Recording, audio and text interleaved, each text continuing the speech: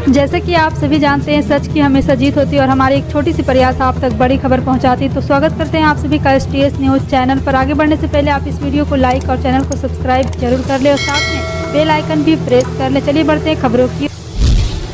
नमस्कार, आदाब, स्वागत है आप सभी का। आप देख रहे हैं NTS न्यूज़ चैनल। वक्त हो चला है दिन भर की ताज़ा और बड़ी खबरों की रुख करने का। तो शुरुआत करते हैं सुर्खियों के साथ। इंडिया गठबंधन में फिर सामने आई कला, आप हरियाणा में अकेले लड़ेगी चुनाव।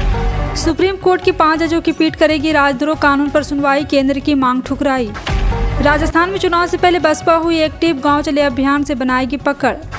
भूपेंद्र सिंह हुड्डा का सरकार पर हमला, धान की फसल पर कही ये बड़ी बात। G20 का मनेगा असली जश्न, मोदी सरकार के लिए एक के बाद एक 5 गुड न्यूज। पंजाब के 3 दिवसीय दौरे पर केजरीवाल करेंगे जनसभा को संबोधित। जी हां, एक करके पूरी जानकारी आपको विस्तार से देंगे, लेकिन उससे पहले एक छोटी सी रिक्वेस्ट करेंगे दोस्तों। अगर आपको भी लगता है देश में होने वाले तमाम चुनाव EVM से ना होकर के बैलेट पेपर पर होना चाहिए, अगर आप भी हमारी बात का समर्थन करते हैं तो आप इस वीडियो को लाइक करके चैनल को सब्सक्राइब कर लीजिए, साथ में बेल आइकन भी प्रेस कर लीजिए और वीडियो को ज़्यादा से ज़्यादा लोगों में शेयर कीजिए। और आप किस राज शहर से न्यूज़ को देख रहे हैं कॉमेंट में जरूर लिखिए। बता दें, इंडिया गठबंधन में जल्द नई तकरार देखने को मिल सकती है। ऐसा इसलिए क्योंकि अब आम आदमी पार्टी ने हरियाणा विधानसभा चुनाव में अकेले लड़ने का ऐलान कर दिया। आप के संगठन महासचिव संदीप पाठक ने स्पष्ट कर दिया है कि उनकी पार्टी विधानसभा चुनाव में अकेले ही लड़ेगी और वे किसी अन्य दल के साथ सीट शेयरिंग नहीं। संदीप पाठक ने कहा, हरियाणा विधानसभा का चुनाव आने वाला है और आम आदमी पार्टी अब एक नेशनल पार्टी। सभी राज्यों में हम संगठन बना रहे हैं। हरियाणा में सर्कल लेवल तक हमारा संगठन बन चुका है। लगभग 15 दिन में हरियाणा के एक गाँव में हमारी सारी कमेटी बन जाएगी। उसके बाद हम अपना कैंपेन शुरू करेंगे। सुप्रीम कोर्ट ने मंगलवार को एक बार फिर से भारतीय दंड संहिता के तहत राजद्रोह के औपनिवेशिक युग के प्रावधान की संवैधानिक वैधता को चुनौती देने वाली याचिका को 5 न्यायाधीश की संघपीठ के पास भेज दिया है। मुख्य न्यायाधीश DY चंद्रचूड़ की अध्यक्षता वाली पीठ ने मामले को बड़ी पीठ के पास भेजने के केंद्र अनुरोध को अस्वीकार कर दिया, क्योंकि संसद दंड संहिता के प्रावधानों को फिर से लागू करने की प्रक्रिया में है। राजस्थान के झुंझुनू में प्रदेश अध्यक्ष भगवान सिंह बाबा और प्रदेश प्रभारी प्रेम बारूपाल ने कार्यकर्ता सम्मेलन में भाग लिया। प्रदेशाध्यक्ष भगवान सिंह बाबा और प्रदेश प्रभारी प्रेम बारूपाल ने झुंझुनू के अम्बेडकर भवन में आयोजित हुए कार्यकर्ता सम्मेलन में बसपा चली गांव की ओर अभियान और बूथ स्तर पर विधानसभा बार बनाई गई कमेटियों को लेकर फीडबैक लिया गया।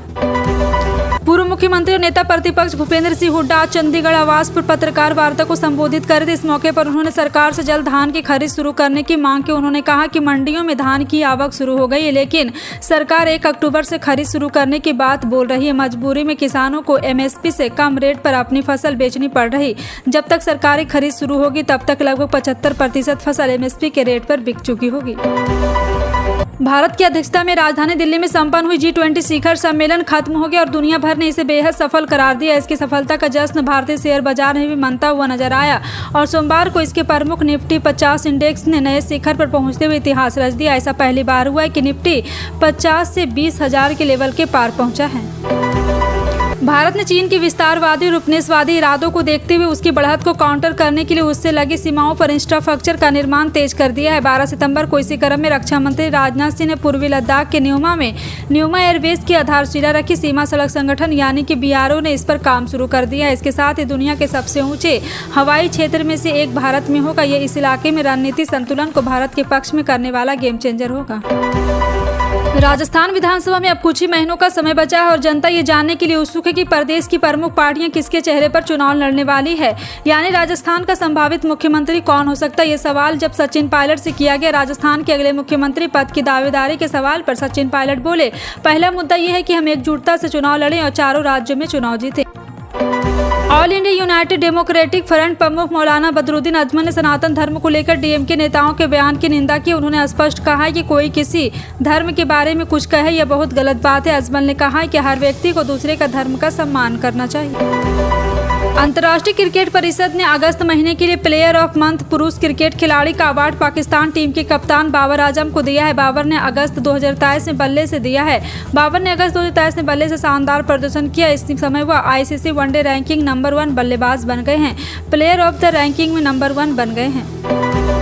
अमेरिका के वाशिंगटन एप्पल पर आयात शुल्क हटाने को लेकर कांग्रेस ने मोदी सरकार पर हमला बोला है। कांग्रेस ने इसे मोदी सरकार का अमेरिका के किसानों को तोहफा और देश के सेब उत्पादों पर चाबुक बताया है।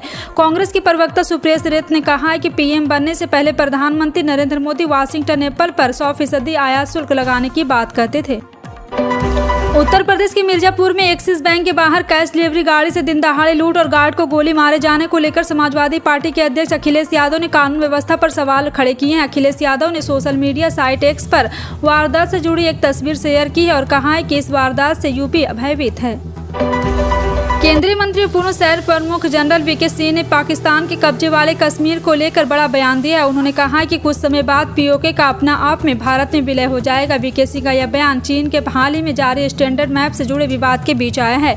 राजस्थान के दौसा में एक संवाददाता सम्मेलन के दौरान जब वीके सिंह में पीओके के बारे में विलय के बारे में पूछा गया तो उन्होंने कहा कि थोड़ी ठंड रखो, पीओके अपने आप भारत अंदर आएगा। सनातन धर्म को लेकर तमिलनाडु के मुख्यमंत्री एमके स्टालिन के बेटे उदयनिधि के बयान के बाद यह मुद्दा गरमाया हुआ है। अब केंद्रीय मंत्री गजेंद्र सिंह शेखावत ने सनातन धर्म का विरोध करने वालों पर निशाना साधा। उन्होंने कहा, सनातन का विरोध करने वालों की जुबान खींच ली जाएगी और आंखें निकाल ली जाएगी। बीजेपी की परिवर्तन संकल्प यात्रा के दौरान राजस्थान के बाड़मेर में एक चुनावी रैली को संबोधित करते हुए यह मंत्री ने कहा है। देश के कुछ राज्यों में बारिश के चलते मौसम का मिजाज बदलता है तो वहीं कश्मीर में मौसम विभाग ने हीटवेव की बात कही। मौसम विभाग की ओर से दी गई जानकारी के मुताबिक अगले हफ्ते तक कश्मीर में हीटवेव की स्थिति बनी रहेगी। बता दें, इस वक्त कश्मीर में लोग हीटवेव की स्थिति से जूझ रहे। जानकारी के मुताबिक श्रीनगर में रविवार का दिन पिछले 18 सालों में सितंबर का सबसे गर्म दिन था। महाराष्ट्र के जलाना में 1 सितंबर से शुरू हुए मराठा आरक्षण आंदोलन को लेकर नया अपडेट सामने आया। इस आंदोलन को झंडा बरदार रहे मनोज जरांगे पाटिल ने मंगलवार को अपना फैसला सुनाया और कहा कि वो अपनी भूख हड़ताल खत्म कर रहे हैं। हालांकि इसी के साथ उन्होंने कहा कि वो उस जगह को नहीं छोड़ेंगे जहां विरोध के लिए बैठे हैं।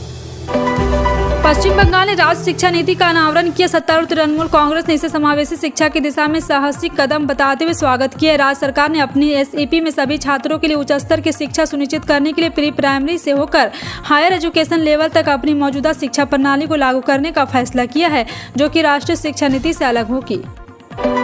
दिल्ली के मुख्यमंत्री अरविंद केजरीवाल बुधवार को 3 दिवसीय दौरे पर पंजाब जाएंगे। 13 से 15 सितंबर तक के इस दौरे में कई महत्वपूर्ण कार्यक्रमों में हिस्सा लेंगे और विधानसभा चुनाव के दौरान पंजाब की जनता से की गई कुछ बड़ी गारंटियों को भी पूरा करेंगे। इसमें शिक्षा की गारंटी के अंतर्गत अमृतसर में पहले स्कूल ऑफ एमिनेंस का उद्घाटन करेंगे और पंजाब के उद्योगपतियों के साथ टाउन हॉल मीटिंग पर उनकी समस्याओं का समाधान करेंगे।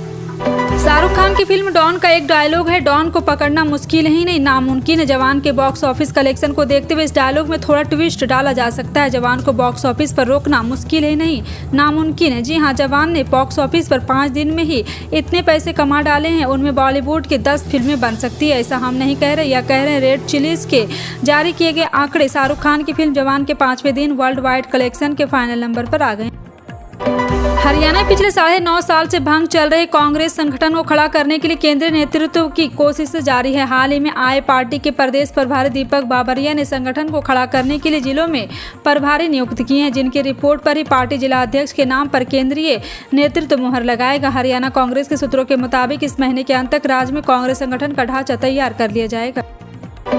उत्तर प्रदेश के कई जिलों में रुक रुक कर बारिश हो रही है। जी हां, आपको बता दें कि मौसम विभाग ने 6 जिलों में भारी बारिश का अंदेशा जताते हुए अलर्ट जारी किया। राहत आयुक्त कार्यालय के एक वरिष्ठ अधिकारी ने मंगलवार को बताया कि बहराइच तथा बाराबांकी के कुछ इलाकों में 250 मिमी बारिश हुई। राज्य में सोमवार को बारिश के कारण 19 लोगों की मौत हो गई। बारिश के कारण कुछ जिलों में स्कूलों से 1 से 2 दिन के लिए प्रशासन ने बंद कर दिया। मंगलवार को आसमान साफ होने के साथ राज्य की राजधानी में स्कूल फिर से खुल गए।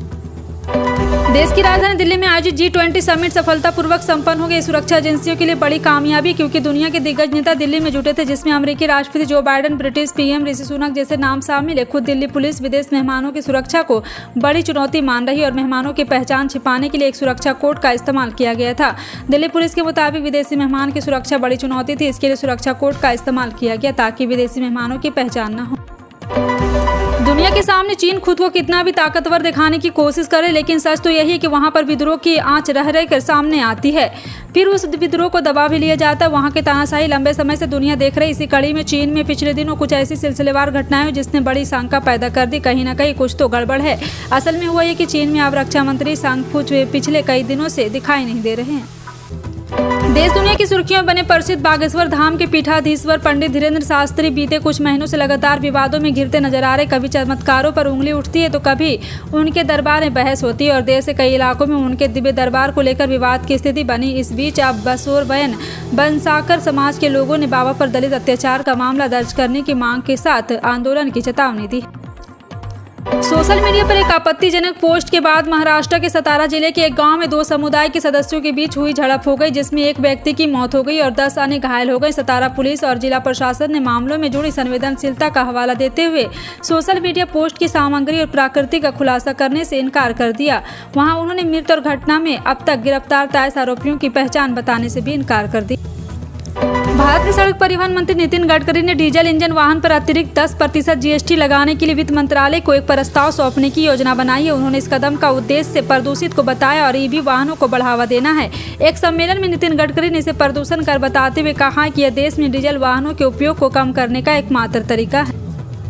उत्तराखंड राज्य के वक्फ बोर्ड के अध्यक्ष ने मदरसे में पढ़ाए जाने वाले विषयों को लेकर एक बड़ा फैसला लिया। इस नए फैसले के अनुसार उत्तराखंड के मदरसों में संस्कृत भी पढ़ाया जाएगा। उनके द्वारा लिए गए इस नए निर्णय के बाद कांग्रेस ने उन पर तंज कस रहा है। राज्य के वक्फ बोर्ड अध्यक्ष शादाब शम्स ने इस निर्णय का ऐलान करते हुए बताया कि राज्य के मदरसों में एनसीईआरटी के अंतर्गत आने वाले विषय पढ़ाए जाएंगे। इसके लिए यह नए और मॉडर्न मदरसे भी बनाए जा रहे हैं।